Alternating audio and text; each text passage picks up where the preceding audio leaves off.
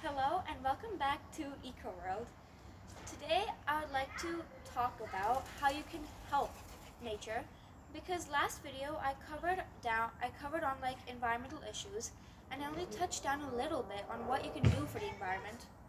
But now I would like to create this kind of series of videos of what you can do for the environment. I would like to create a series because those of you who know environmental actions probably know that putting all the environmental actions in one video is probably going to take like 2 hours, which is pretty long, and I feel like it's also easier to, you know, start with something easier and end with something a little bit harder, which takes a little bit more courage to do, because this way you can make a meaningful contribution while you can keep on doing that for like a long time so it can become your passion. Anyways, so before I start this video, I would like to just say that I didn't write a script for this video. So if I stutter a bit, you know why it is. It's because I didn't write a script. Anyways, back to the video. So this video, I would like to discuss about adaptive sustainable lifestyle, but even that has so many topics that it would probably take, I don't know, 30 minutes to say about environmental issues. That's why I would like to focus on, reducing your carbon footprint. So, let's start with something easier and also something that's like kind of obvious. So, turning off your lights when you're not in the room or when you don't need them. Let's say you are leaving a room and you forgot to turn off the lights. Well, it may not seem like such a big deal, but for the environment, it is. CO2 contributes to climate change, as you know, and climate change causes sea ice to melt, which many fascinating animals depend on, causes more natural disasters, and can alter biodiversity. This is why it's so important to make even the smallest of changes in your life. That's why there should kind of be like this muscle memory to turn off the lights when you're leaving the room. The next thing you can do is plug off your devices or appliances when you don't need them. Let's say you're doing work or homework on your computer. You charged it because it was only 1% charged, but then it was 100% charged. You forgot to plug off the computer. Well, similar to the, not turning off your light case, this is also a no-go for the environment because it also contributes to climate change. That's why you should try to always remember to plug off your device when you're not using them.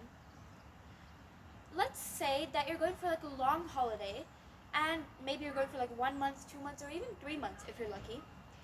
And you should plug off your appliances, so TVs, fridge, washing machine, or all of your devices because you're probably going to be away for a while, and unless somebody's coming to your house, you don't need them.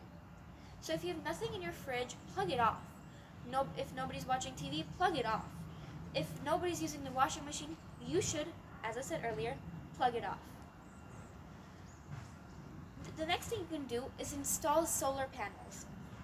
If you live in a house, it may be a little bit expensive, for installing the solar panels, for getting people to install the solar panels, but in the long run, it's actually cheaper.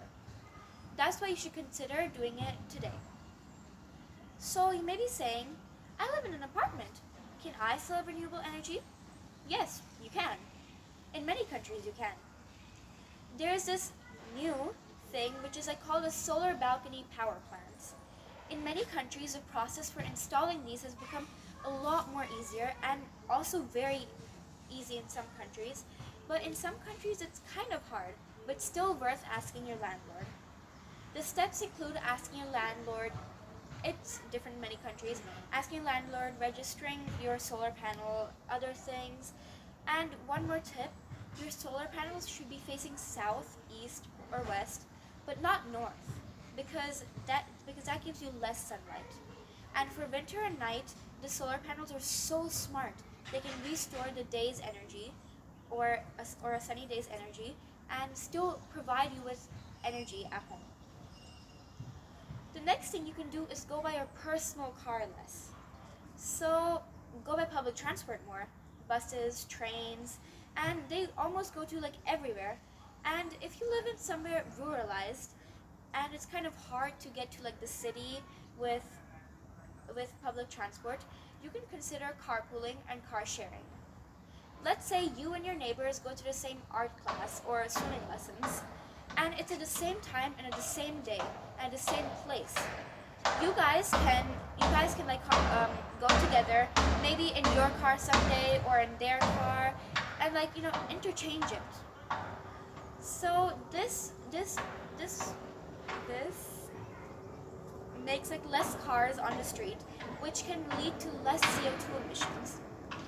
And so, and if your place is accessible by public transport, you can ask your neighbor to come with you. This can, help you find more friends. And this can also not only help you to like reduce your personal carbon footprint, but also your neighbors. Because after all, the world is one place where we always live together. Lastly, but not the least, you can have a sustainable diet. This can mean being a vegetarian, a vegan, or buying organic foods, or eating locally sourced food products, and eating seasonal foods. So why is it important to be vegetarian or vegan? Well, it's not only because of animal welfare reasons, but also because of cutting down trees or forests for grazing land contributes to climate change. Forests are our greatest allies against the climate crisis, and cutting them down makes fighting climate change a load harder. Plus, so many amazing animals depend on forests. Is it really worth cutting them down? Well, no. That's why you should try to be a vegetarian or even a vegan. I personally am not a vegan, but I try to consume less dairy products. The next thing you can do is to eat more organic foods. Organic foods mean like without chemicals, and they require less deforestation. This can help the animals around you and the climate. Lastly, but not the least, you can try to eat locally sourced foods. This is important because foods from other countries are usually transported by airplane, which, as you know, releases a lot of CO2. And even if they're like transported by ship, even ships have a risk on biodiversity. There can be a risk of oil leakage, which harms biodiversity, and the seagrass, which is kind of like an underwater forest. I would like you to implement these things in your daily life and encourage other people. I would like you to remember these things and do it for life. Stay tuned for more environmental actions. Please like, subscribe, and share to inspire other people to preserve the environment. After all, we can only make the world a better place together, forever. Thank you so much for listening.